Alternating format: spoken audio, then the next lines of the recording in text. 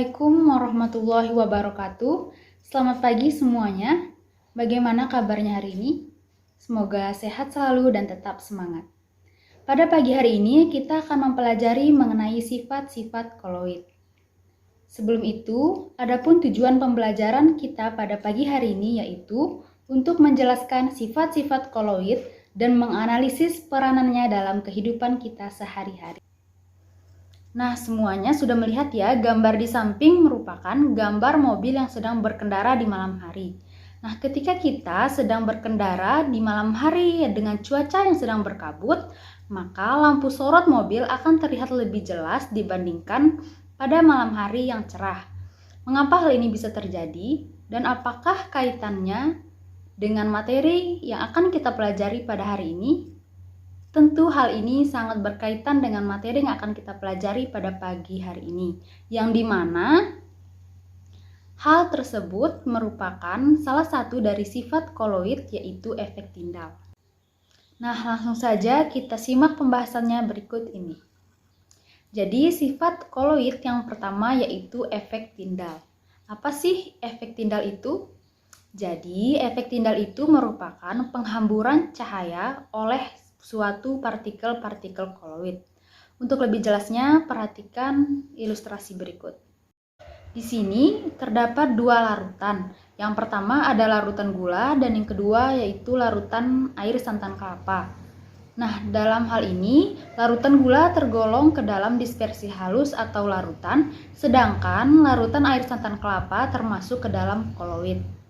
Jika kita sinari dengan cahaya, ternyata larutan gula tidak dapat menghamburkan cahaya, sedangkan larutan air santan kelapa dapat menghamburkan cahaya, sehingga penghamburan cahaya oleh partikel koloid ini disebut dengan efek tindal. Nah, jadi hal ini sesuai dengan contoh kita yang di awal tadi, yaitu ketika berkendara di malam hari dengan cuaca yang sedang berkabut, itu lampu sorotnya akan terlihat lebih terang dibandingkan pada malam hari yang cerah. Nah, kita ilustrasikan cahaya mobil kita ibaratkan sebagai senter dan cuaca yang sedang berkabut kita ibaratkan sebagai larutan air santan kelapa. Nah, karena ukuran partikelnya yang lebih besar sehingga cahayanya nanti akan dihamburkan. Nah, selain itu ada beberapa contoh peranan lainnya yang merupakan sifat koloid dari efek tindal ini.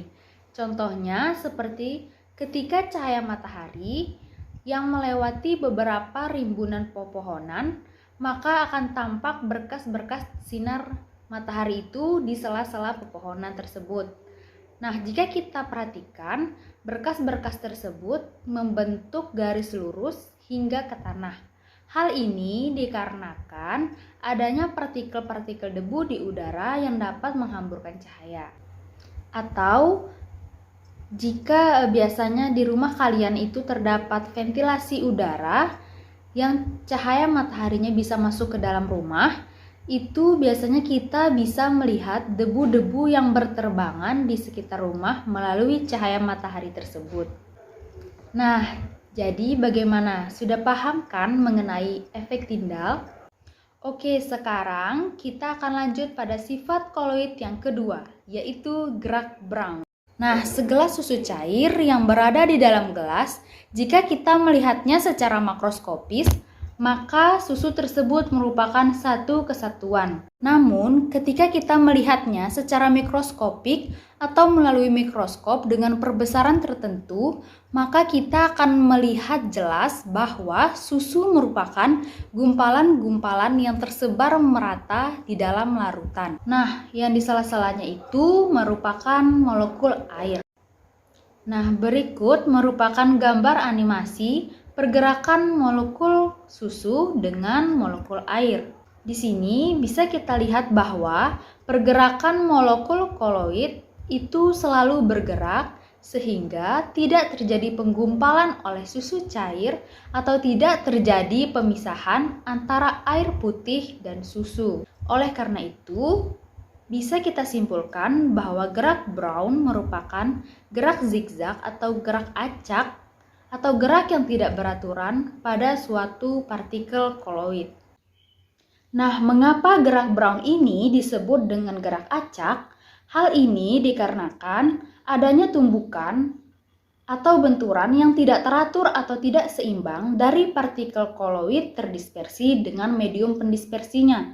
Nah, tumbukan dari partikel-partikel tersebut terjadi secara acak dan berlangsung ke segala arah. Dan juga partikel-partikel koloid tersebut bergerak dengan kecepatan yang berbeda-beda. Nah, gerakan partikelnya akan selalu lurus dan akan patah ketika bertumbukan dengan partikel lainnya. Sehingga terdapat suatu resultan tumbukan yang menyebabkan perubahan arah gerak partikelnya dan kecepatannya. Dan terjadilah gerak zigzag atau gerak acak tersebut. Oke, sekarang kita lanjut pada sifat koloid yang ketiga, yaitu elektroforesis. Elektroforesis merupakan gerakan partikel koloid dalam medan listrik. Untuk lebih jelasnya, silakan simak pembahasannya pada animasi berikut. Di sini dapat kita lihat bahwa terdapat satu tabung berisi koloid, dan jika kita masukkan dua batang elektroda ke dalam koloid tersebut yang telah dihubungkan dengan baterai sebagai sumber arus listriknya, maka partikel koloid akan bergerak ke salah satu elektrodanya tergantung pada jenis muatannya. Seperti halnya pada larutan ionik, partikel-partikel pada koloid ini ternyata juga bermuatan. Ada yang bermuatan positif dan ada yang bermuatan negatif. Nah, jika kita menerapkan prinsip gaya elektrostatik, maka partikel koloid yang bermuatan negatif akan bergerak ke elektroda yang bermuatan positif. Sedangkan koloid yang bermuatan positif akan bergerak ke elektroda yang bermuatan negatif. Nah, hal inilah yang merupakan prinsip utama dari cara kerja elektroforesis. Nah, adapun contoh peranan dari elektroforesis ini dalam kehidupan kita sehari-hari, misalnya pada cerobong asap. Jadi, kotoran-kotoran yang terdapat pada asap yang dikeluarkan oleh cerobong asap tersebut merupakan koloid. Nah, di dalamnya terdapat partikel-partikel yang bermuatan positif dan juga yang bermuatan negatif. Nah, partikel tersebut nantinya akan menempel pada dinding-dinding cerobong asap sesuai dengan elektroda yang terdapat pada dinding cerobong asap tersebut. Nah, elektroda yang dipasangkan pada dinding cerobong asap tersebut merupakan alat yang diciptakan oleh Freddy Cottrell dengan metode Cottrell-nya untuk mengurangi pencemaran udara yang keluar melalui cerobong asap tersebut. Nah, sekarang kita lanjut pada sifat koloid yang keempat, yaitu adsorpsi. Seperti yang kita ketahui, adsorpsi merupakan suatu penyerapan. Nah, pada sifat koloid ini, adsorpsi merupakan sifat partikel koloid yang dapat menyerap ion atau molekul netral pada permukaannya. Nah, terdapat dua jenis adsorpsi. Yang pertama, koloid positif, di mana koloid ini dapat mengabsorpsi kation, contohnya sol besi, sol aluminium, dan hemoglobin. Yang kedua yaitu koloid negatif, yang dapat mengabsorpsi anion. Contohnya, sol emas, sol perak, sol fosfor, tepung, dan tanah liat. Jadi, adsorpsi adalah peristiwa di mana suatu zat menempel pada permukaan zat lain, seperti ion H+ dan ion OH- dari medium pendispersi. Untuk terjadinya adsorpsi ini, dibutuhkan minimum dua macam zat. Yang pertama, zat yang tertarik atau disebut dengan adsorbat, dan zat yang menarik disebut dengan adsorban. Nah, sebagai contoh, perhatikan ilustrasi berikut. Nah, di sini kita bisa lihat bahwa sol besi dapat mengabsorpsi ion-ion H+ sehingga sol besi bermuatan positif. Sedangkan sol AS2S3 dapat mengabsorpsi ion-ion S2- sehingga sol AS2S3 bermuatan negatif. Nah, selanjutnya, contoh dari penerapan adsorpsi ini bisa kita lihat dalam kehidupan kita sehari-hari. Contohnya, proses pewarnaan serat wol yang dapat mengabsorpsi zat warna. Nah, bagaimanakah serat wol dapat mengabsorpsi zat warna? Silakan perhatikan video berikut. Nah, jadi di sini dituangkan zat warna, kemudian dimasukkan serat wol, lalu ditutup dan didiamkan selama 10 menit. Setelah itu, serat wol tersebut menyerap atau mengabsorpsi zat warna yang dituangkan tadi, sehingga serat wol tersebut menjadi berwarna pink. Nah, contoh lainnya seperti proses penyembuhan sakit perut menggunakan obat atau yang kita sebut dengan norit. Nah, lalu bagaimanakah cara kerja obat sehingga dapat diterapkan pada penderita sakit perut? Berikut penjelasannya. Obat akan menyerap racun atau bakteri yang ada di dalam tubuh untuk dikeluarkan bersamaan dengan kotoran. Nah, selanjutnya sifat koloid yang kelima, yaitu koagulasi. Koagulasi adalah penggumpalan koloid yang diakibatkan oleh hilangnya muatan koloid. Koagulasi dapat dibagi menjadi dua, yaitu koagulasi mekanik dan koagulasi kimiawi. Koagulasi mekanik dapat terjadi dengan cara menaik turunkan suhu dan pengadukan sistem koloid. Sedangkan koagulasi kimiawi dapat terjadi karena dua akibat. Yang pertama, pencampuran koloid beda muatan yang dimana nantinya akan menyebabkan koloid saling menetralkan satu sama lain sehingga dapat menggumpal. Yang kedua, yaitu penambahan elektrolit. Yang dimana elektrolit dapat menetralkan koloid dan menyebabkan koagulasi. Koagulasi dapat terjadi bila koloid positif ditambahkan dengan elektrolit yang lebih negatif dan koloid negatif dapat ditambah dengan elektrolit yang lebih positif. Sehingga dengan begitulah cara koloid dapat kita netralkan. Adapun contoh peranan sifat koagulasi dalam kehidupan kita sehari-hari antara lain pembentukan delta di muara sungai akibat tanah liat yang terkoagulasi saat bercampur dengan air laut. Yang kedua yaitu penggumpalan karet. Nah, karet bisa kita dapatkan dari pohon karet dengan cara penyadapan kulit batangnya menggunakan pisau sadap sehingga keluarlah getah karet tersebut atau yang kita sebut dengan lateks. Nah, bagaimanakah karet tersebut akan menggumpal? Jadi, karet tersebut bisa diperoleh dengan cara mencampurkan dengan asam format sehingga lateks tersebut akan terkoagulasi dan menggumpal. Selanjutnya yaitu penjernihan air, di mana lumpur yang berada di dalam air dapat digumpalkan dengan menggunakan bantuan dari tawas. Sifat yang selanjutnya yaitu dialisis. Nah, dialisis ini merupakan proses penghilangan ion-ion yang mengganggu kestabilan koloid dengan cara penyaringan.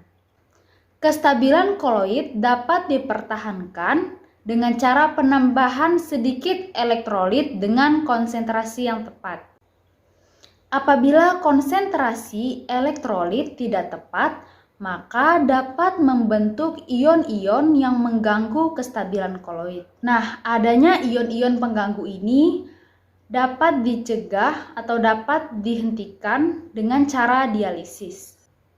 Adapun alat yang digunakan dalam proses dialisis ini kita sebut dengan dialisator. Dialisis ini dilakukan dengan cara memasukkan dispersi koloid ke dalam kantong semi permeabel yang berwarna biru yang terlihat pada gambar di samping, lalu mencelupkannya ke dalam air mengalir. Nah, kantong semi permeabel ini hanya dapat dilalui oleh ion-ion, sedangkan partikel koloid tidak bisa melewatinya. Nah, ion-ion yang keluar melalui selaput semi permeabel tersebut kemudian larut di dalam air. Nah, dengan mengalirkan air secara terus-menerus, maka ion-ion yang berada di dalam kantong koloid akan menembus dan keluar mengalir bersamaan dengan air. Nah, adapun contoh penerapan dari sifat koloid dialisis ini seperti proses cuci darah bagi penderita ginjal yang dimana pada proses ini menerapkan prinsip dialisis atau yang biasa kita sebut dengan hemodialisis. Oke, kita lanjut. Sifat koloid yang terakhir yaitu koloid pelindung. Koloid pelindung adalah koloid yang dapat melindungi koloid lain agar tidak terjadi koagulasi. Jadi, koagulasi itu ada koagulasi yang diinginkan dan ada koagulasi yang tidak diinginkan. Jika tadi terdapat koagulasi lateks, itu memang diinginkan dalam prakteknya untuk menggumpal. Sedangkan ada peristiwa lain yang tidak ingin terjadi koagulasi. Nah, salah satu cara untuk melindungi koloid ini yaitu menggunakan koloid pelindung. Koloid pelindung ini bekerja dengan cara membentuk suatu lapisan di sekeliling partikel-partikel koloid lain. Lapisan ini berfungsi sebagai pelindung muatan koloid sehingga tidak menggumpal atau terpisah dari mediumnya. Adapun contoh peranan sifat koloid pelindung dalam kehidupan kita sehari-hari antara lain pada lecitin yang merupakan zat lemak yang biasanya digunakan untuk menjaga cita rasa makanan, merupakan koloid pelindung yang menstabilkan butiran-butiran halus air di dalam margarin. Lalu ada gelatin yang merupakan koloid pelindung untuk mencegah terbentuknya kristal es pada es krim. Dan yang terakhir ada kasein dalam susu yang dapat melindungi minyak atau lemak dalam medium cair. Nah, bagaimana? Apakah sudah paham mengenai sifat-sifat koloid dan berbagai peranannya dalam kehidupan kita sehari-hari? Nah, ternyata di sekitar kita ada banyak sekali contoh dari penerapan yang merupakan sifat dari koloid. Nah, untuk mengetahui sejauh mana pemahaman kalian mengenai materi hari ini, Kakak akan membagikan link Google Form yang berisi evaluasi tentang sifat-sifat koloid dan peranannya dalam kehidupan sehari-hari melalui WA Group. Dan nanti kalian mengerjakannya di akhir pembelajaran hari ini. Sekian yang dapat Kakak sampaikan. Semoga materi hari ini dapat bermanfaat bagi kita semua. Salam sehat. Wassalamualaikum warahmatullahi wabarakatuh.